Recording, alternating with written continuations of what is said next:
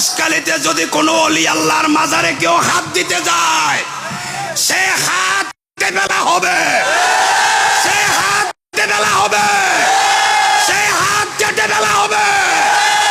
সুতরাং সুতরাং রাখেন ভাই, রাখেন। সুতরাং সাধু সাবধান, যে অলি আল্লাহদের সালাম না দিয়ে নামাজ হয় না, সে অলি আল্লাহদের মাজার যখন আক্রমণ হয়, আমি রাজনৈতিক কর্মী লিয়াকত আলী বসে থাকতে পারি না। রাজনৈতিক স্বার্থের জন্য আমি বসে থাকতে পারি না। সনতি বাজার আহমদিয়া গাউসিয়া সুন্নি সংস্থার উদ্যোগে এবং ইমামে আহলে সুন্নাত আল্লামা গাজী আজিজুল হক শের বাংলা রহমতুল্লাহ আলাইহি স্মৃতি সংসদের উদ্যোগে আজকের এই ফজিলতের মাস, বরকতের মাস, পবিত্র রজব মাস, এই রজব মাসের প্রথম রাত 365 দিনের সবচেয়ে বড় রাত। কারণ এই রজব মাসের প্রথম রাতে আম্মাজান মা আমেনা গর্বে আল্লাহর হাবিবে পাক সাল্লাল্লাহু আলাইহি সাল্লাম, আমাদের কলিজা, আমাদের ঈমান সরকার পাক সাল্লাল্লাহু আলাইহি সাল্লাম আম্মাজানের গর্বে গিয়েছিলেন। যে সরকার পাক না হলে খোদার খোদাই জগৎ হতো না। রজবের প্রথম রাতটা হচ্ছে সবচেয়ে বড় রাত। দ্বিতীয় হচ্ছে 6 রজব। এই ভারতীয় উপমহাদেশের মুসলিম রেনেসার প্রবর্তক, গরিব নওয়াজ, বান্দা নওয়াজ, হিন্দুল ওয়ালি, আতায়ে রসুল হযরত খাজা মাইনুদ্দিন চিশতি সঞ্জেরি আজমেরি রহমতুল্লাহ আলাইহির ওফাত দিবস। 1 থেকে 6 তারিখ যে কোনো একদিন। 13 তারিখ হচ্ছে মাওলা আলী করমুল্লাহ রাদিয়াল্লাহু তাআলা আনহুর এই ধরাধামে মহা আবির্ভাব দিবস। আর 27 তারিখ রাত হচ্ছে আল্লাহর প্রেমে, আল্লাহর মেহমান হিসেবে, আল্লাহর আহ্বানে আমাদের নবী, পেয়ারা নবী হযরত মুহাম্মদ রাসূলুল্লাহ সাল্লাল্লাহু আলাইহি সাল্লাম মেরাজ শরীফ গমন করেছিলেন নিজের জুতা মোবারক সহ। আল্লাহ বলেছেন এই রজব মাস আল্লাহর মাস। এই রজব মাসে আপনাদের এই বিশাল সুন্নি সম্মেলন, এই মিলাদুন নবী, এখানে আমার মতো একজন নগণ্য মানুষ ওয়াজ শোনার জন্য আসতে পেরে আমি নিজেকে ধন্য মনে করছি। উপস্থিত সম্মানিত সভাপতি, আমাদের মুরব্বী আল্লামা শাহ আলম নইমি আশরাফি রজবি বারকুতি মুনহিমি মদ্দাজিল্লাহুল আলী, আজকের সভাপতি মহোদয় এবং মধ্যমণি, প্রধান আকর্ষণ, সমগ্র বাংলাদেশের সুন্নিয়তের মুখপত্র বললে শেষ হবে না। সুন্নিয়তে যারা বিশ্বাসী, সমস্ত আহলে সুন্নাত ওয়াল জামাতের নয়নমণি, আন্তর্জাতিক খ্যাতি সম্পন্ন বক্তা আল্লামা গিয়াসউদ্দিন আত-তাহিরি মদ্দাজিল্লাহুল আলী, কিছুক্ষণ আগে আরেক সুন্নিয়তের উজ্জ্বল নক্ষত্র আল্লামা গোলাম কিবরিয়া মদ্দাজিল্লাহুল আলী ইমানি রুহানি বয়ান করে গিয়ে উপস্থিত সম্মানিত উলামায়ে কেরাম, সম্মানিত রাজনৈতিক নেতৃবৃন্দ, জনপ্রতিনিধিবৃন্দ, দূর দূরান্ত থেকে আগত আহলে সুন্নাত ওয়াল জামাতের আকীদা ধারণকারী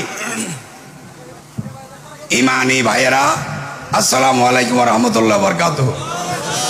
আমি এসেছিলাম আজকে ইমানি বক্তব্য শোনার জন্য, ইমানি নুরানি রুহানি বয়ান শোনার জন্য। আমাকে এখানে বলার সুযোগ করে দিয়েছেন, আমি বলার জন্য প্রস্তুত ছিলাম না। এরপরও মাহফিল কমিটিকে আমি আন্তরিক ধন্যবাদ জানাই। এমন অবস্থায় আমাকে বলতে হচ্ছে, মানুষ যখন অধৈর্য হয়ে গেছে শুনতে শুনতে। তাছাড়া আমাদের মধ্যমণি তাহেরি হুজুরের বয়ানের জন্য অধীর আগ্রহে আপনারা বসে আছেন। এই অবস্থায় খামোকা আপনাদের সময় নষ্ট করার কোনো অর্থ নাই, বিরক্তর কারণ হব। এই জন্য আমি আমার বক্তব্য দীর্ঘায়িত করব না। যদি কোনো ভুল ত্রুটি হয়ে থাকে আপনারা আমাকে মাফ করবেন। প্রথম কথা হচ্ছে, আমি কেন সুন্নি আকীদায় বিশ্বাসী হলাম? আমার যখন বয়স 13-14 বছর, আমাকে কুমিরা হাই স্কুলে ভর্তি করার জন্য নিয়ে যাচ্ছিল আমার বাবা। নিয়ে যাওয়ার সময় আমাকে হযরত হোসেন শাহ রহমতুল্লাহ আলাইহির মাজার জিয়ারত করিয়ে, চট্টগ্রাম শহরে শাহ আমানতের মাজার জিয়ারত করিয়ে, ফটিকছড়ি মাইজভান্ডার গৌসুল আজম মাহমুদুল্লাহ মাইজভান্ডারি, গোলাম রহমান মাইজভান্ডারির মাজার জিয়ারত করে কুমিরা হাই স্কুলে আমার বাবা আমাকে ভর্তি করে দিয়েছিলেন। আমার বাবা মাদ্রাসায় পড়েন নাই, স্কুলে পড়েন নাই। আল্লাহ রসুলের অলিদের প্রেম ছিল। আমার বাবা থেকে আমি শিক্ষা পেয়েছি।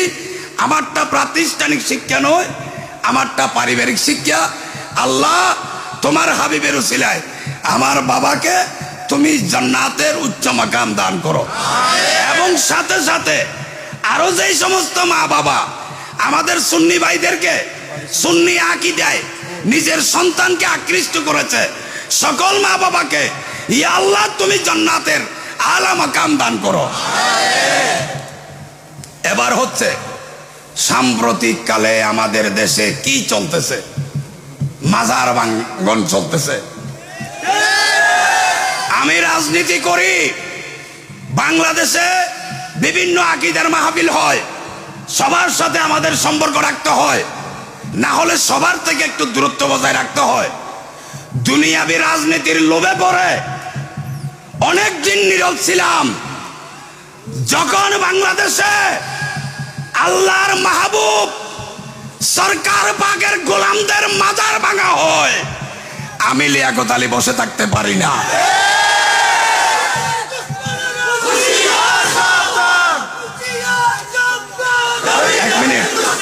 এক মিনিট এই ভাই প্লিজ প্লিজ, আপনারাই বলুন, এ ভারতবর্ষে আউলিয়ায়ে কেরামগণের বদান্যতায় আমাদের পূর্বপুরুষ মুসলিম হয়েছে।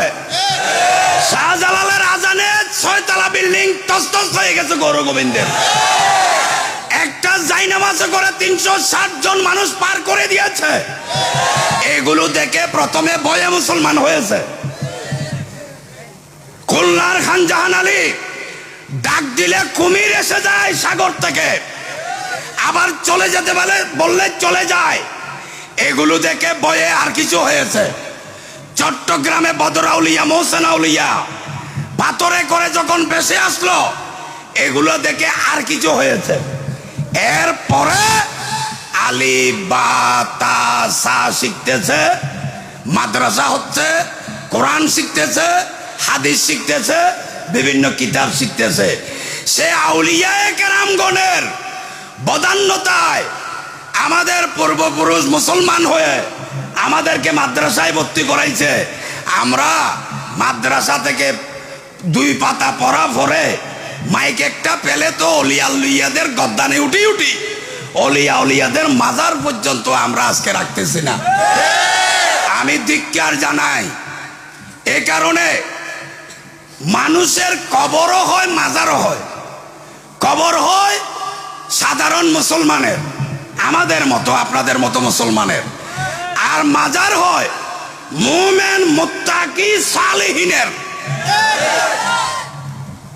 যাদের কথা নামাজ থেকে বাদ দেওয়া যায় নাই।